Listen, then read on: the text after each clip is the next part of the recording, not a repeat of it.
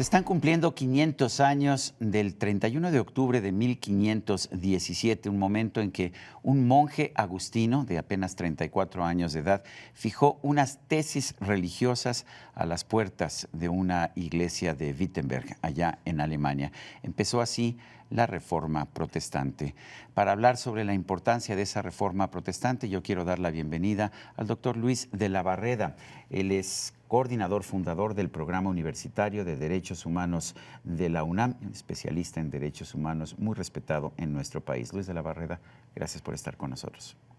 ¿Por qué eran importantes estas 95 tesis y cuál fue su consecuencia?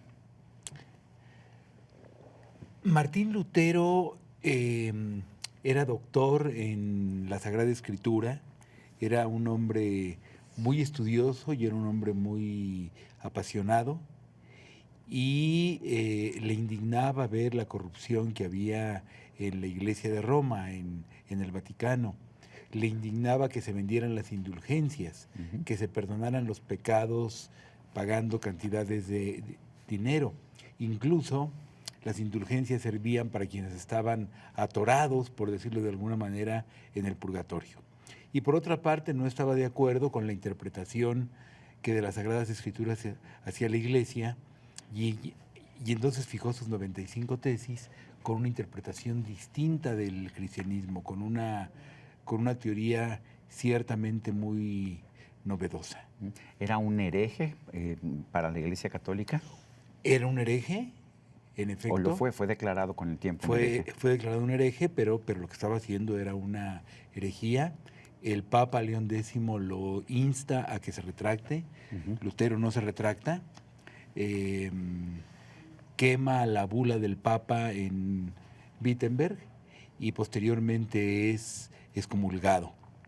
Él dice que la Iglesia ha favorecido a los poderosos, que los poderosos han abusado con Roma a la cabeza, y esto de alguna manera provoca la llamada guerra campesina, una guerra terrible. La guerra de los campesinos. Exactamente qué pasa, pero también al final hay cientos de miles de muertos, ¿no es así? O decenas de miles de muertos. Solamente en esa guerra hay alrededor de 100,000 muertos, y a partir de ahí empiezan guerras de religión en Europa que se prolongan de un siglo a otro y que ocasionan cientos de miles de muertos.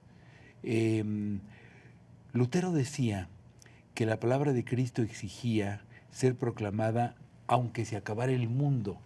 En eso Lutero se parece a todos los fanáticos.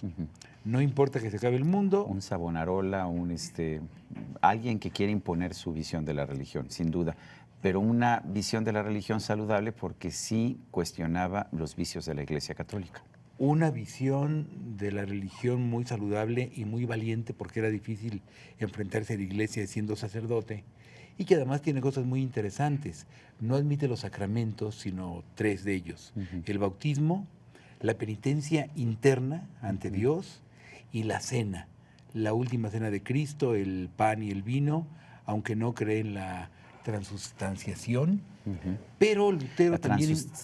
La transustanciación es la conversión, de hecho, de, por ejemplo, el vino en realmente la sangre de Cristo, que ¿no? realmente cuando el creyente comulga, la hostia es la carne y se convierte... No creía en eso. Él decía que eran símbolos, ¿no? Él decía que eran símbolos, y no creía que las buenas obras salvaran a los seres humanos, sino solamente la fe en Cristo.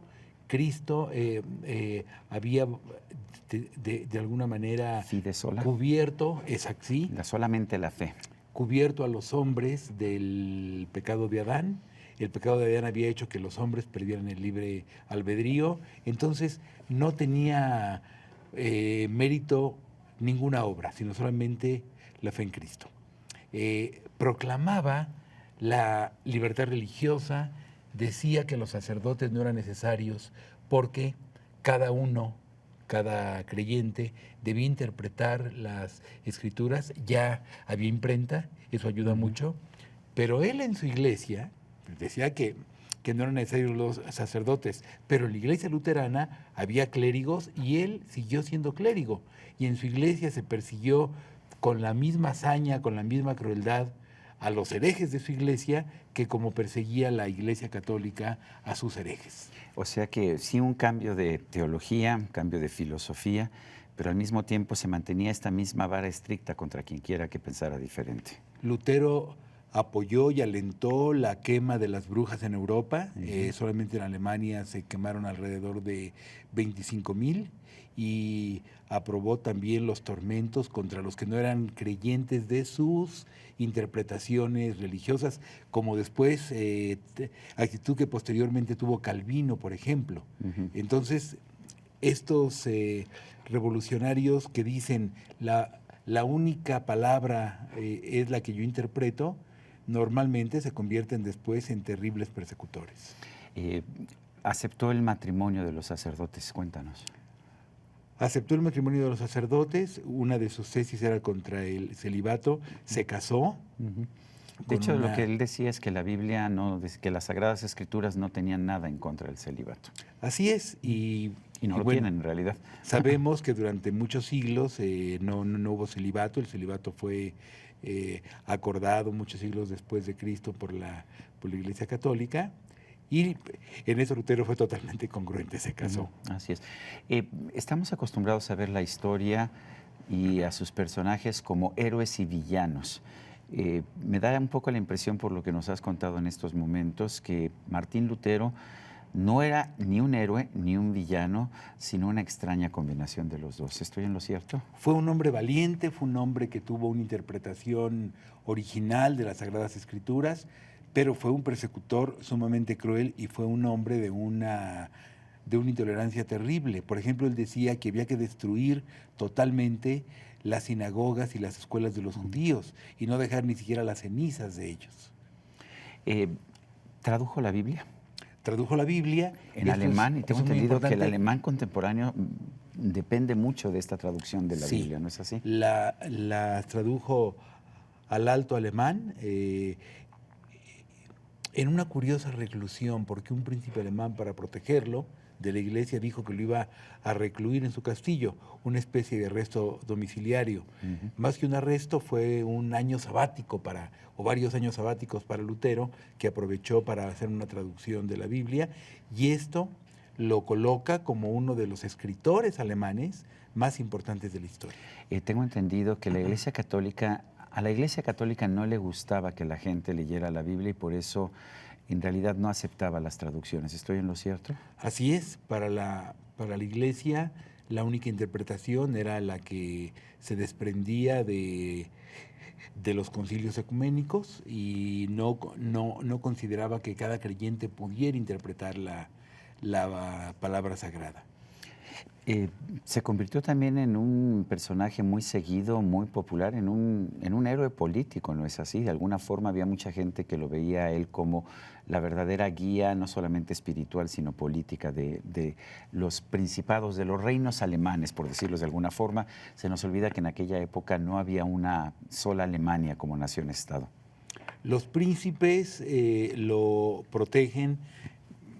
Algunos de ellos, ¿no? Algunos de ellos, porque esto les conviene políticamente, esto les da fuerza frente al emperador, incluso le hacen como obsequio un palacio del que había sido su convento, y mucha gente que escucha o lee su doctrina, porque escribió varias obras, lo sigue efectivamente como un héroe. Hoy mismo, en esta misma fecha, este mismo día, en Alemania se le rendirán homenajes verdaderamente impresionantes.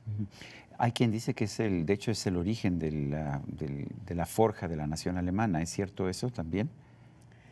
No necesariamente, pero sí le da a Alemania un signo distintivo muy, muy importante. Alemania está llena de monumentos dedicados a Lutero, y el hecho de que el libro más importante del momento y uno de los libros más importantes de la historia, la Sagrada Biblia, se haya traducido al alto alemán por Lutero, pues es un hecho de una enorme importancia. Las consecuencias del cisma. Ya había habido el cisma de la Iglesia Ortodoxa y la Iglesia Católica. Ahora vemos un cisma entre una parte de esa Iglesia Católica. La Iglesia cristiana queda nuevamente dividida en su interior entre la Iglesia Católica afiliada a Roma, la Iglesia Católica Apostólica Romana y las iglesias protestantes. ¿Qué tanta importancia política? Ya nos dijiste que hubo guerras de religión, pero ¿cómo marca el mapa de Europa? ¿Cómo marca la historia? ¿Cómo marca la historia del mundo? En el momento que surge Lutero, Europa estaba unida en un ideal. La reforma luterana viene a dividir a Europa, a dividirla políticamente, a enfrentarla en guerras que costaron muchas vidas y finalmente a dividirla en creencias o en interpretaciones religiosas para siempre. Lutero fue implacable con todas las iglesias, con todas las creencias que no fueran la suya, la anabaptista, la calvinista, etc. Y hoy la religión predominante en Alemania, en los países escandinavos y en Estados Unidos es el luteranismo. Si tuvieras que hacer un análisis final, si tuvieras que decir, bueno, Lutero tiene esta importancia, Lutero fue positivo, Lutero fue negativo, ¿qué dirías? ¿A final de cuentas fue una fuerza positiva? Yo creo que en cuanto que dejó en claro que la palabra de los evangelios, que la palabra de la Biblia, del Antiguo y del Viejo Testamento no puede tener una sola interpretación, fue un personaje positivo. Pero fue muy negativo en cuanto a la persecución que emprendió posteriormente y en cuanto a las guerras que desató. Algo que me parece muy apasionante es el debate que sostuvo con Erasmo de Róterdam. Erasmo de Róterdam, el gran humanista, el gran humanista, también compartía las críticas que Lutero le hacía a la Iglesia, pero no quería que Europa se dividiera. ¿Se mantuvo como católico toda la vida, Erasmo? Sí, él pensaba que la Iglesia podía reformarse. Y al final Lutero lo atacó con saña terrible. Lutero lo acusó de ser débil, de ser pusilánime, etc. Lo que Erasmo quería era que Europa no se dividiera, que Europa no se ensangrentara. Yo quiero agradecerte, Luis de la Barreda, el haber conversado con nosotros de este tema completamente distinto a los que hemos tenido en el pasado, los 500 años de la Reforma Protestante. Ha sido un gusto, Sergio. Y a usted, amigo televidente, que hace posible este programa, se lo agradezco también. Esto es todo por hoy, pero no se le olvide a usted. Lo espero aquí la próxima.